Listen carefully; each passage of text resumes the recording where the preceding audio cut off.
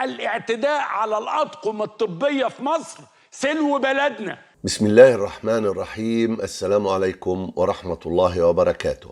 عمرو أديب بيبرر جريمة الطيار أبو كرباج، الطيار العربجي، بمنطق الاستعمار. عمرو أديب بيقول إن الاعتداء على الأطقم الطبية سلو بلدنا، وده نفس المنطق اللي استخدمه الاحتلال الفرنسي لمصر لما اعترف بأنه جلد سليمان الحلبي ورفاقه لإجبارهم على الاعتراف، وقال في ورق المحاكمة الفضيحة: ومع أن الجلد لا يجوز في قانوننا لكننا جلدناهم على عادة أهل البلد. يعني جينا لقينا المتهمين في مصر بيتجلدوا فجلدناهم احنا كمان، اشمعنا احنا، وقلنا سلو بلدهم كده. الاعتداء على الأطقم الطبية في مصر سلو بلدنا. وعايز أقول لعمرو إن تبريره أسوأ من تبرير المحتل. من ناحية عشان المحتل كان بيبرر جلد المتهمين، ما كانش بيبرر جلد مواطنين بعيدين عن الشبهة، ولا بيبرر الاعتداء على موظفين في مقر عملهم. ولو كان في مصر دولة يبقى الاعتداء على موظف في مقر عمله دي جريمة مضاعفة. إنما انت يا عسكري جيش المعلم يعقوب بتتكلم وانت عارف انها مش دولة، بس خليك فاكر اعترافك عشان الكلام ده هنعوزه بعدين وإن طال الزمن.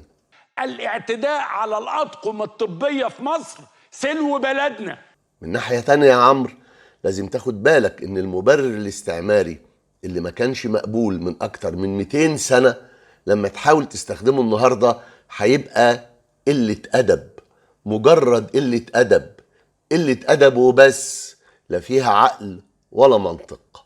ضرب الأطقم الطبية مش سلو بلدنا ولا حاجة، ده مش سلو مصر، ده سلو بلدك انت، وكل اللي عارفين انهم في حماية بلطجي مصر الوحيد. متعودة دايما. وبعدين عمرك شفت طيار شايل كرباج عادي كده وهو رايح وجاي؟ ليه؟ هو عربجي؟ هو طيارته بيجرها حمار؟ الكرباج دليل على التنمر، دليل على انه رايح المستشفى وهو شايل أداة الجريمة معاه، يعني إجرام مع سبق الإصرار. وإذا قلت إن ده سلو البلد يبقى خلاص كل واحد يمشي بكرباجه معاه، ودي ممكن تبقى حاجة كويسة والله، ممكن تبقى بداية رشيدة لعودة التوازن بين شعبنا الأعزل وسلطتكم، سلطة جيش المعلم يعقوب المسلحة.